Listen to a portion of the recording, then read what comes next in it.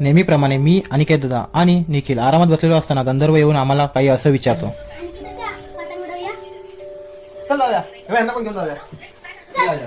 मग आम्ही निघालो पतंग उडवायला. अनिकेत दादाने खूप छान असा मोठा पतंग स्वतःच्या हाताने बनवला होता. मग तो पतंग घेऊन आम्ही पतंग उडवायला चाललो. आणि हो, आज आहे मकर संक्रांती, तर मकर संक्रांतीच्या हार्दिक हार्दिक शुभेच्छा. आम्ही ग्राउंडवर पोहोचलो. सर्व मुले आमच्याकडे बघायला लागली. त्या मुलांमध्ये आम्हाला बघायला भेटला वेस्ट इंडिजचा शाकाल. आम्हाला पतंग बांधता येत नसल्याने आम्ही बाबूची मदत घेतली. बाबूने चांगल्या प्रकारे पतंग बांधून दिल्यावर आम्ही पतंग उडवायला लागलो. आमच्या आजूबाजूला खूप जण पतंग उडवत होते. प्रणित, अवधूत, निखिल, अजून बरेच जण पतंग उडवत होते. त्यांची मजा तर वेगळीच होती. पण चिकूची वेगळीच मजा होती. तो एकटाच पतंग उडवत होता, कधी आकाशात तर कधी जमिनीवर. त्याला पतंग उडतोय याची काय संबंध नव्हता, पण पतंग आपल्या पाठी येतोय ना याचा खूप आनंद होता. नंतर 2 पतंगाची जुगलबंदी बघून आमचा पतंग आम्ही मॉडिफाय केला आणि मॉडिफाय करून सूर्य डोक्यावर येईपर्यंत आम्ही पतंग उडवला.